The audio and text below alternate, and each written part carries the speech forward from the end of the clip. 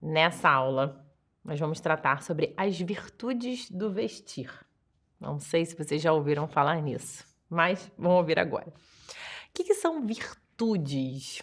Virtudes são hábitos bons, né, que repetidos várias vezes, inúmeras vezes, eles vão virando uma segunda natureza, vão fazendo parte, né, do nosso caráter. Eles podem, né, tem algumas definições, né, tem uma definição que fala que são atitudes firmes, disposições estáveis, perfeições habituais da inteligência e da vontade. Mas no fundo é isso, né? No fundo são esses bons hábitos que nos levam à perfeição, né, da inteligência e da vontade.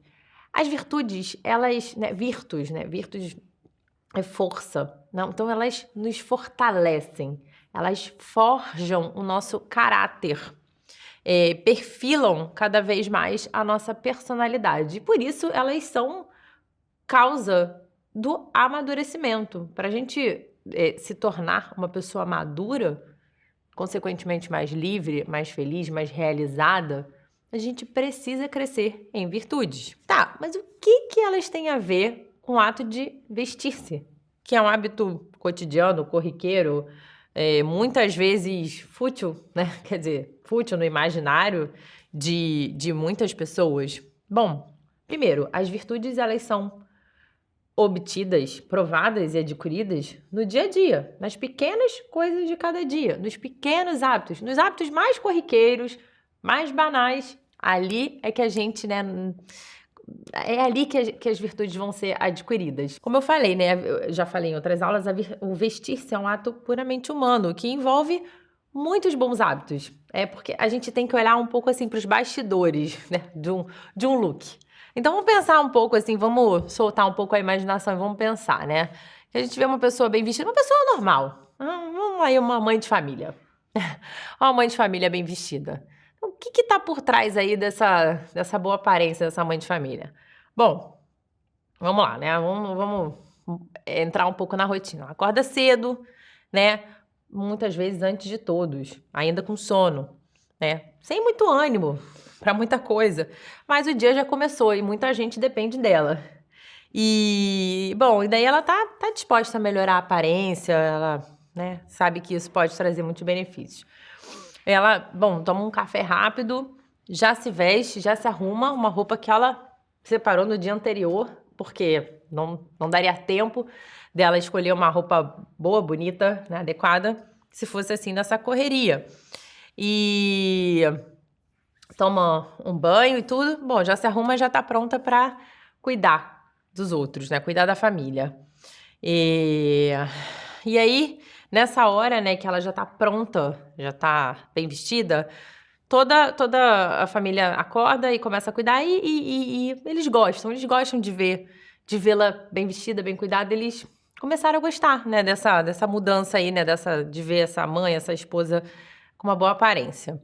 E, bom, quando todos estão, né, prontos, vestidos e alimentados, começa a rotina, né, que começa, né, a rotina que pode ser em casa, uma rotina em casa, no home office, na educação dos filhos, no cuidado com a casa, ou então, não, na saída do trabalho, né? Vamos supor que ela foi, né, trabalhar e, felizmente, ela, né, acabou chegando na hora no trabalho e chama atenção pela boa aparência. E todos gostam de estar perto dela, ficam, né, o ambiente fica naturalmente tranquilo, agradável e até assim os demais acabam, né, se vestindo também melhor por conta dessa mudança aí, dessa boa aparência dela. E, enfim, né?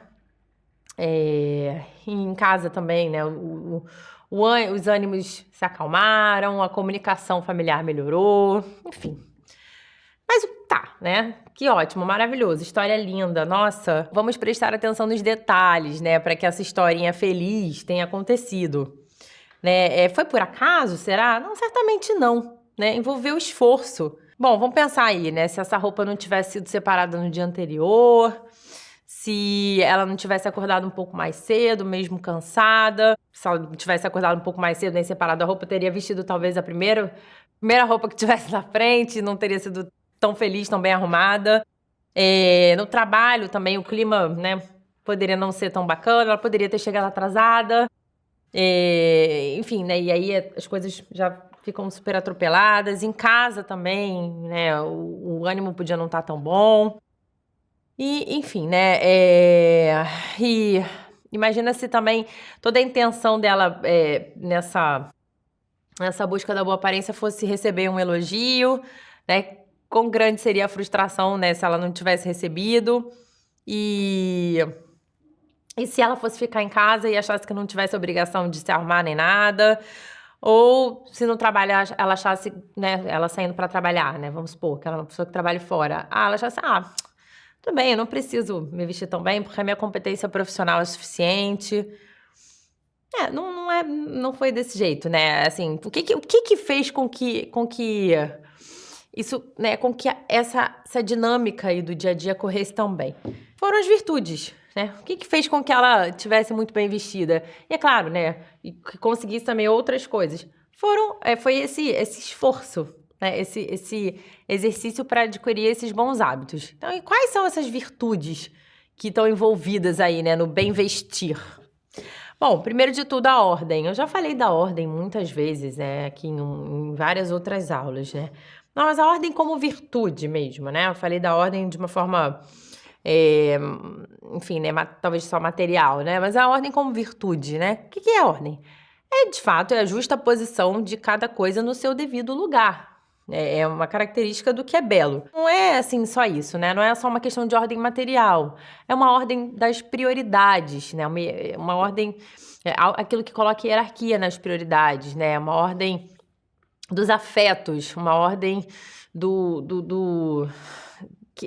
da inteligência, da vontade. Essa ordem, né? Essa virtude permitiu que houvesse essa organização, né, da roupa no dia anterior, essa sequência, né, essa programação da sequência de acontecimentos, para que houvesse pontualidade, né, para que não houvesse atraso, para que todos se beneficiassem, para que o dia corresse, né, de forma tranquila. Então, a ordem, na aparência, a ordem material, ela denota asseio, higiene, respeito pelos outros, mas a ordem imaterial, né, a ordem nos afetos, a ordem nas atividades, né, essa engrenagem bem articulada, né, que a ordem gera, ela facilita, ela tira o peso da vida dos outros e da nossa. Poupa trabalho e desgostos aos que convivem conosco e aos que colaboram com o nosso trabalho profissional. Então, essa é a questão, esse é o grande pulo do gato, né, da virtude, né? É uma disposição boa, vai sendo uma segunda natureza. Não necessariamente a pessoa ela é ordenada porque ela nasce ordenada, mas que ajuda muito a aliviar a carga, facilita, tira o peso da vida dos outros. Então, e como a gente pode alcançar essa ordem?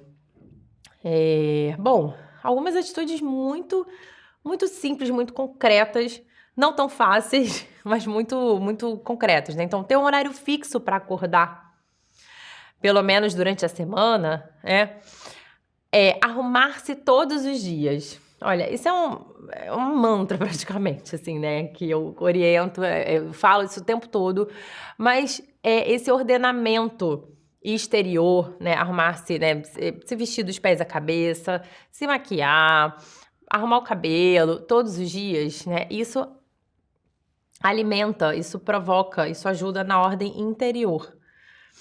Tirar realmente aquilo que não tá legal, que suja a imagem e organizar, por exemplo, o guarda-roupa, especificamente na questão do vestir, né? É muito importante que a gente tenha, né, que a gente visualize as roupas que a gente tem, que a gente visualize os nossos pertences, os objetos que a gente possui, para que a gente possa, de fato, né, enfim, usar, né? Separar a roupa no dia anterior, né? Como nesse caso que eu contei, né? É um hábito muito valioso, que ajuda muito, que economiza tempo, né? Que faz com que as outras atitudes aconteçam na hora que elas têm que acontecer. Outra virtude bastante envolvida nessa questão, né, do vestir-se bem, da aparência, de construir uma boa aparência no dia a dia é a fortaleza, né? O que é a virtude da fortaleza?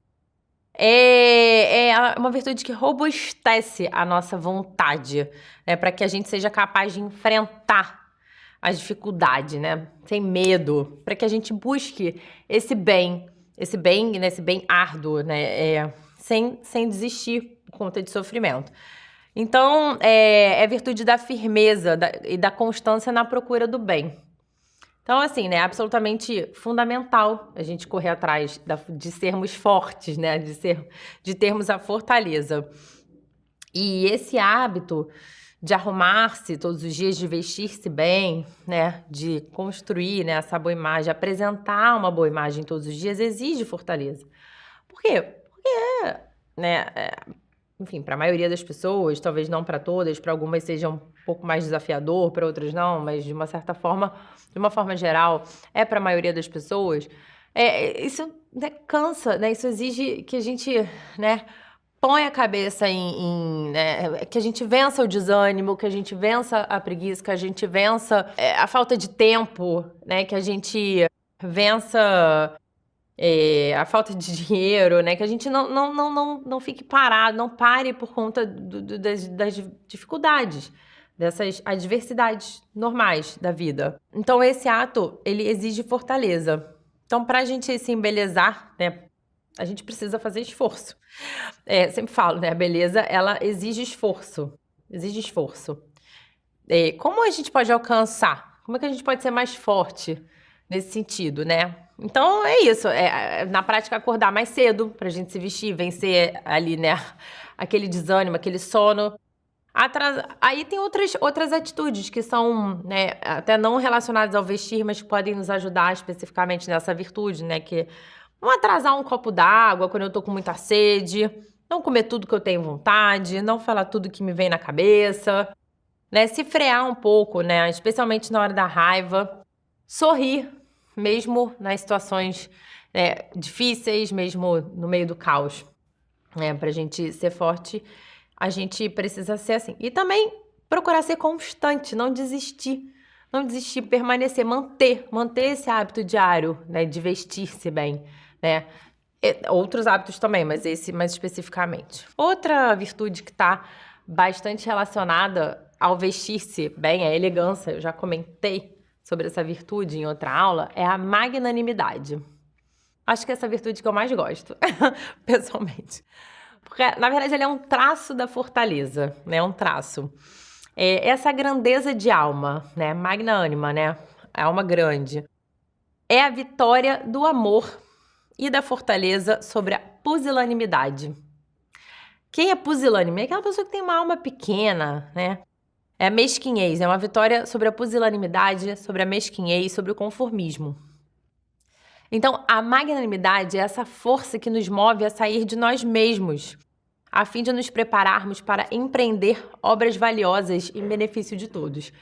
Bom, tá tudo muito relacionado, né? Vocês podem perceber que uma virtude tem alguns braços, né? Mas elas, no final das contas, elas falam da mesma coisa.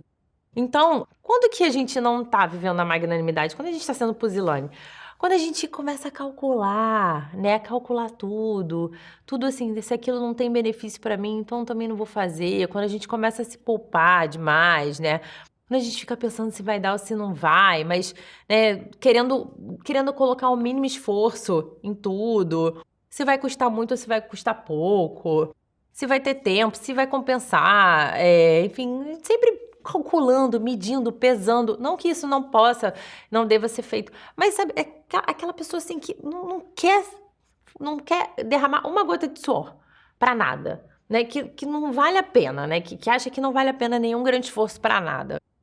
Então, essa pessoa nunca vai sair do acostamento, nunca vai entrar na estrada grande, nunca vai sair da mediocridade, da passividade, de chegar ao fim da vida, e vai chegar ao fim da vida com as mãos vazias, né? Então, nessa questão do vestir, tenho bastante experiência disso, sabe?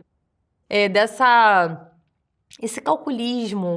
Ah, mas eu não vou me vestir tão bem. Eu tô em casa. Ah, eu moro sozinha. Ah, mas é caro. Ah, mas eu vou ter que gastar dinheiro. Ah, mas eu vou ter que arrumar. Ah, mas eu vou ter... Sabe assim? E assim, você pode reparar que isso acontece em vários outros aspectos, vários outros âmbitos da vida dessa pessoa.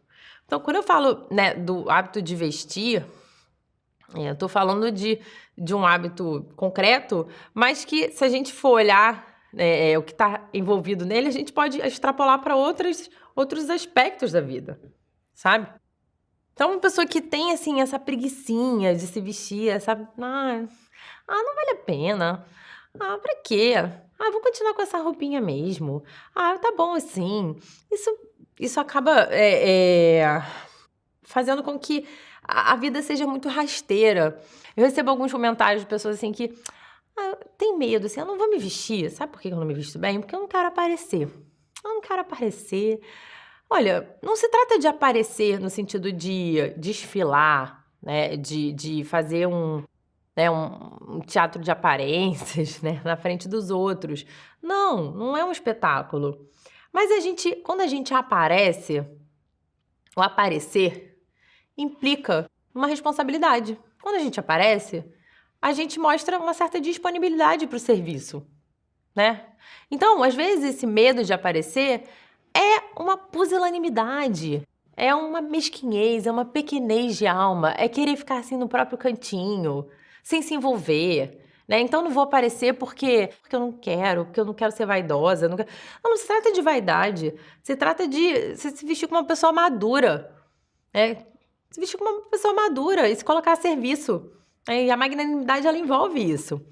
Então, como alcançar, né? Pensar em fazer tudo por amor, né? Tudo por amor, tudo para servir, né? Fomentar esse desejo de uma vida elevada, de comprometimento, né? De querer aparecer para comprometer-se, sabe? Não ter vergonha de aparecer com uma imagem bonita, bem vestida e atraente, porque não tem absolutamente nada de mal nisso, pelo contrário, né? Para que você assuma as raízes da sua vida. Assim, permanecer firme no desejo de fazer os outros mais felizes, né? Que quando a gente se vesta bem, a gente também fica mais feliz, né? A gente se olha, isso é importante para nós mesmos, né? Quando a gente se olha, né? Quando a gente vê uma imagem bonita, bem montada, ordenada. Mas, enfim, também pensar que a gente pode, né, mudar positivamente, né? Impactar positivamente a vida dos outros. Outra virtude que está bastante relacionada a isso é a temperança, que é essa moderação, né? É uma virtude que modera as outras virtudes, modera a atração dos desejos e prazeres sensíveis. Então, nesse âmbito do vestir, né? Onde que pode faltar essa moderação? No consumo, no acúmulo, né? Até no acúmulo de coisas até boas, mas coisas ruins também. Uma falta de moderação também na economia, né? Digamos assim, né? Nessa não querer, né? Não querer gastar, não querer investir. Isso também é uma falta de medida, né?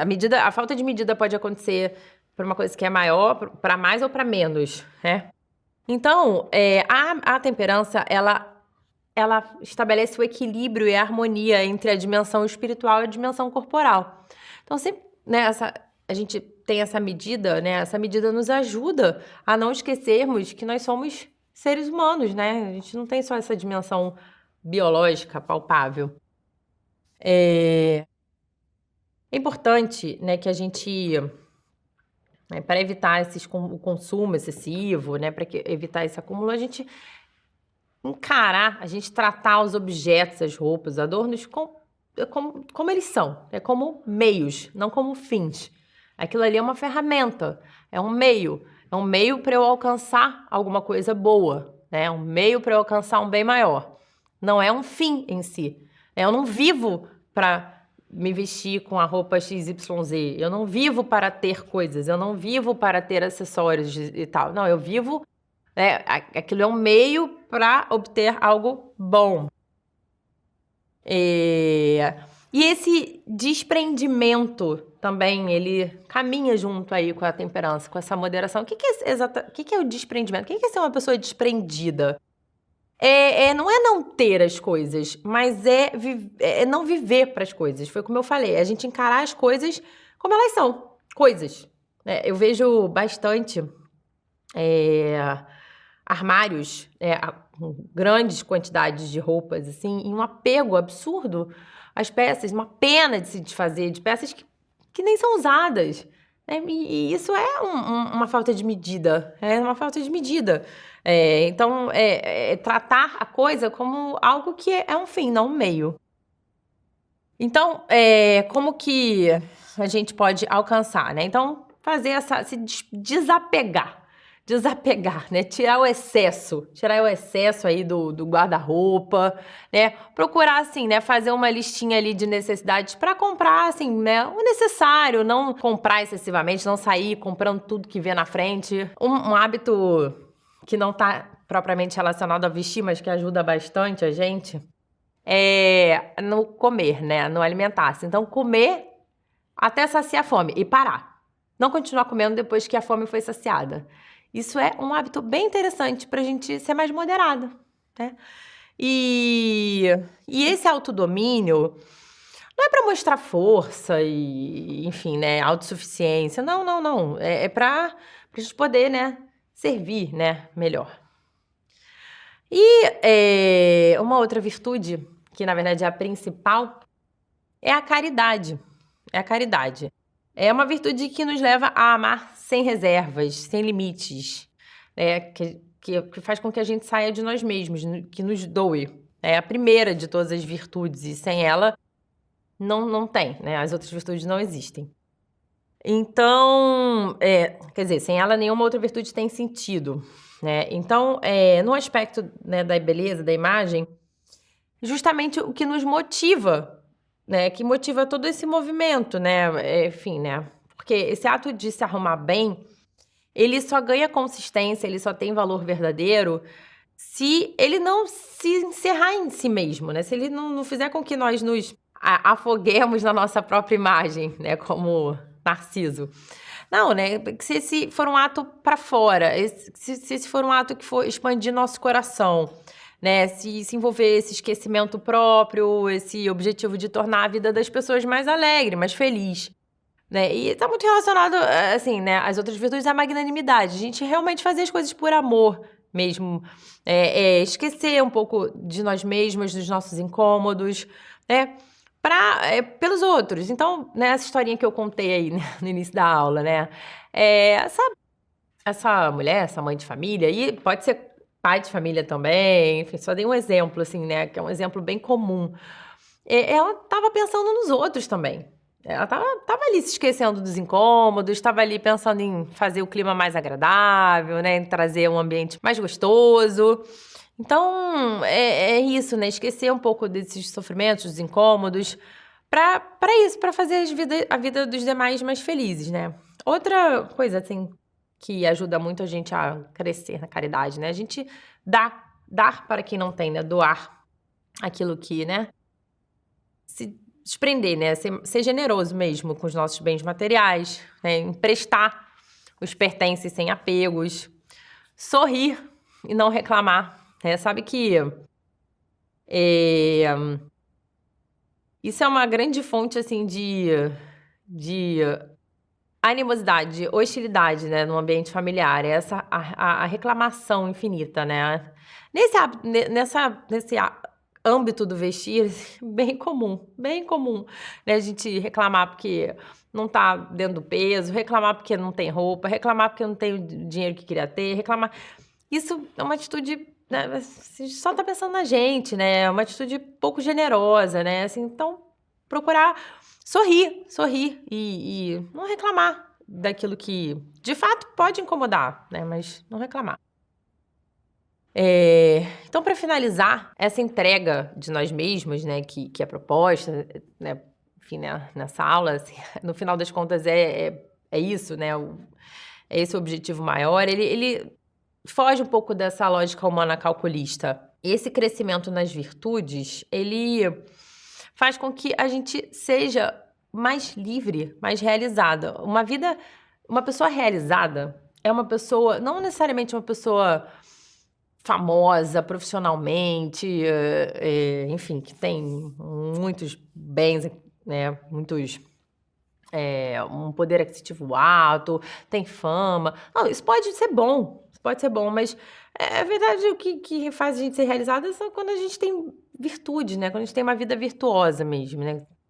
Isso faz a gente ser realizado. Essas atitudes pequenas, né, de acordar mais cedo, né, para se arrumar, para estar bonita, para deixar a casa mais arrumada, né, para botar uma mesa bonita, né, esse hábito de da gente se desprender, enfim, daquilo que de fato não é um fim, é um meio, isso não tira nada de nós, não tira. No primeiro momento a gente pode achar que a gente vai estar tirando um pouco mais de sono, tirando um pouco mais de descanso, mas no final das contas não tira. Só expande o nosso coração, né? Só preenche, né? Então vestir-se bem envolve tudo isso. Envolve todos esses bons hábitos, essas virtudes. E por isso, né, que eu digo, repito, que é um passo importante no amadurecimento, né? Esse hábito nos fortalece, nos instala na realidade, nos ajuda a servir e nos ajuda a ser útil. Paula, mais uma vez, fantástico. Acho que tem uma série de exercícios também implícitos aí dentro dessa aula para o terapeuta, né? Pegar e destrinchando e colocando em prática conforme for o caso, né? Com os pacientes que apresentem as questões para ele, isso é claro. Né? Eu queria girar um pouquinho para a gente poder discutir o outro lado, o polo receptivo também, quer dizer, a virtude de quem está do outro lado, né? Não apenas a virtude de quem se veste. E aqui eu queria colocar como referencial teórico um sujeito chamado Roman Ingarden, que foi o sujeito que criou o método da estética receptiva, o método da estética receptiva alemã. Então, ele começa trabalhando as obras de arte literária e ele diz o seguinte, olha, o texto literário ele é um texto que ele é intencional e heterônomo, ou seja, existe uma intenção daquele sujeito que escreve o texto, ou seja, existe uma virtude de quem escreve o texto, tá? Uma virtude com uma intenção artística, né? Com uma intenção simbólica, mas ele é heterônomo no sentido de que essa intenção artística ela só se completa na receptividade daquele que está lendo o texto. Como se as obras de arte elas fossem incompletas e elas só encontrassem a sua completude naquele que a recebe. Né? Então, como se fosse assim, olha, quando eu me visto, a gente pode fazer uma extrapolação, né? Então aqui já não é o cânone, por assim dizer, da estética receptiva alemã. Então, estou fazendo uma extrapolação para a nossa função, tá? Entendendo a vestimenta como, ao mesmo tempo, uma história que se conta e uma história que se conta de modo artístico.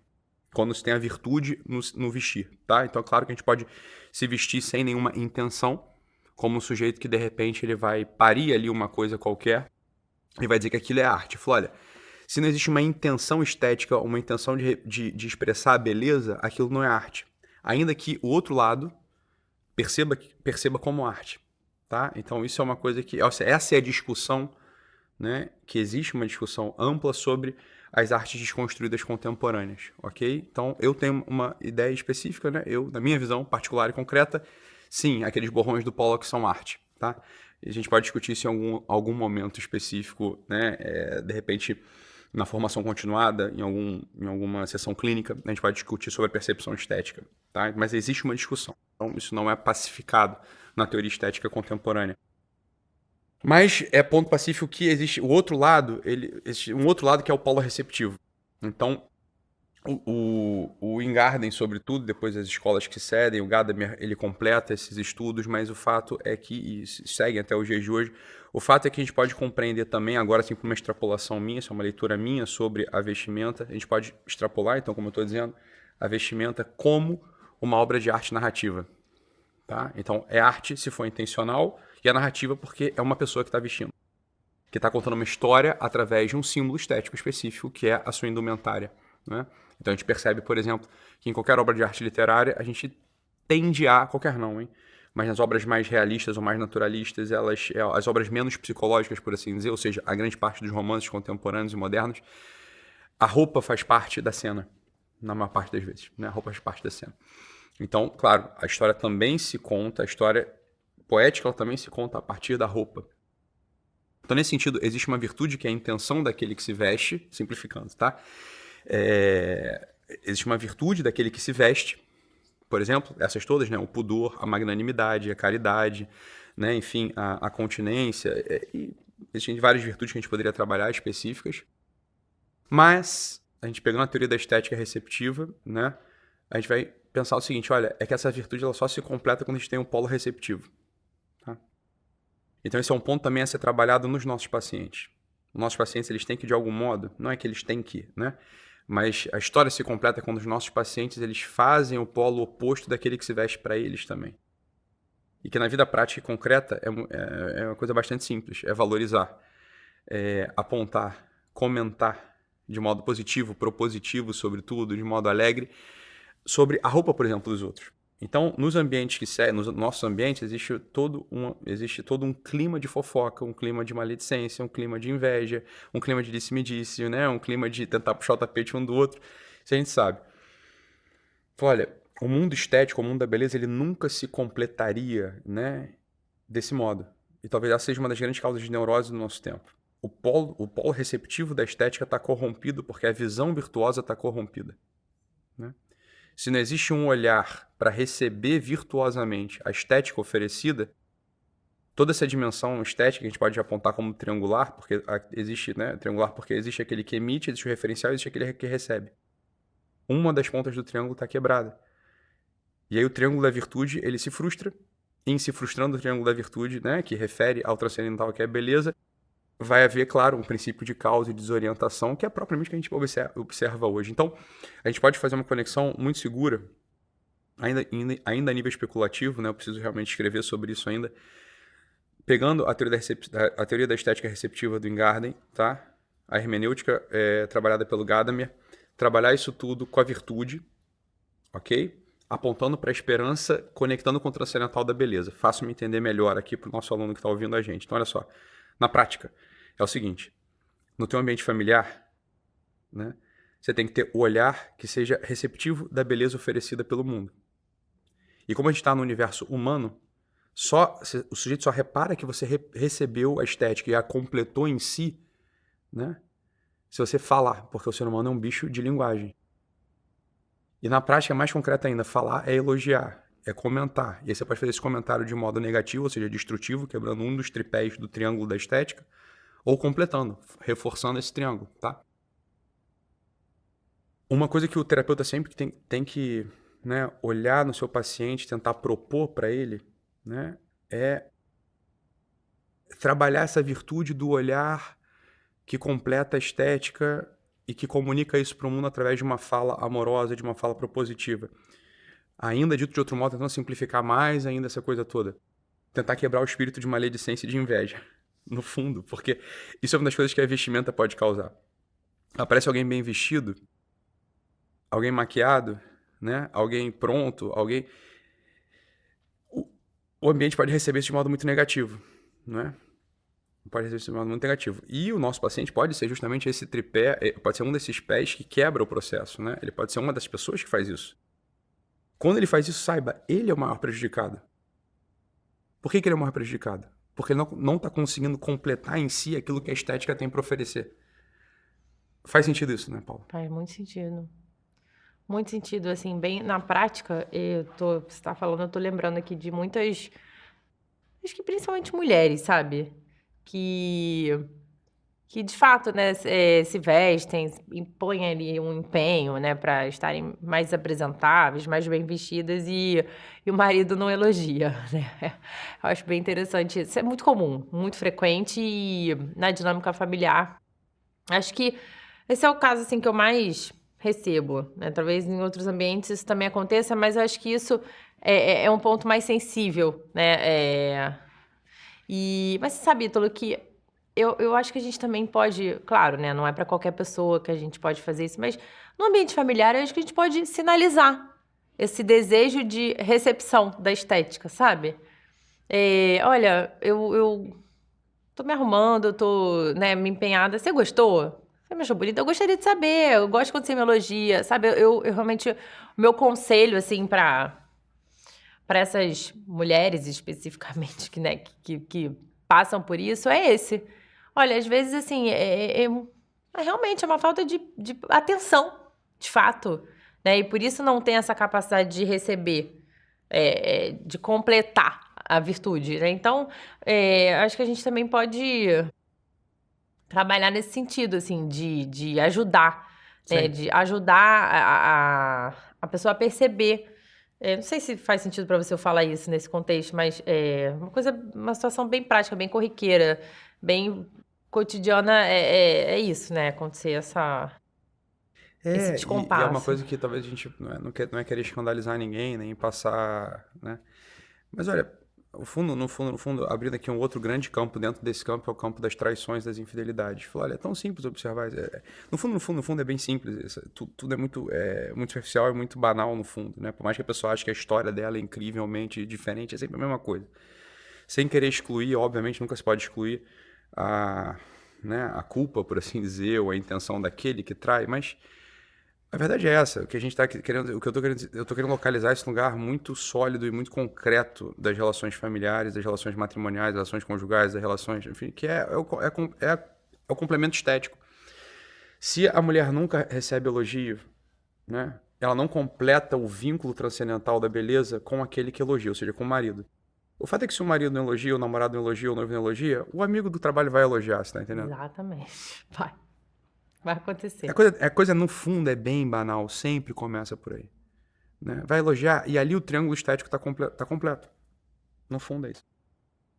Cria-se um vínculo transcendental através da beleza e uma intimidade começa a se aventurar ali na coisa. Né? Sim. E pode ser que haja um flanco aberto do outro lado. Essas coisas, obviamente, elas não são determinantes, né? Essas coisas elas não são mandatórias, porque tem sempre a liberdade e a vontade do lado, né? No coração do homem e da mulher. Mas é um fenômeno que acontece. A gente não pode ser bobo. E o terapeuta tem que ter certos movimentos muito claros na cabeça dele para poder ajudar. Né? Então, às vezes, se pretendem voos muito elaborados acerca desses temas e a coisa é muito banal no fundo, é muito simples, tão simples quanto isso, por exemplo. Né? A gente pega, por exemplo, é isso que eu estou dizendo, pega, por exemplo, a teoria, no fundo, é uma teoria bastante óbvia, né? Bastante simples, a teoria da receptividade estética. Ela dá conta de resolver um monte de questões, no fundo, um monte de questões relativas ao relacionamento. Né? Então, é bom ter esse tipo de fundamento na cabeça, e eu vou trabalhar melhor esse fundamento depois nas minhas intervenções, né? Em algum momento, sobretudo na continuação do curso, né? Da formação através do estudo de caso, certamente haverá a oportunidade de falar sobre isso de modo mais aprofundado.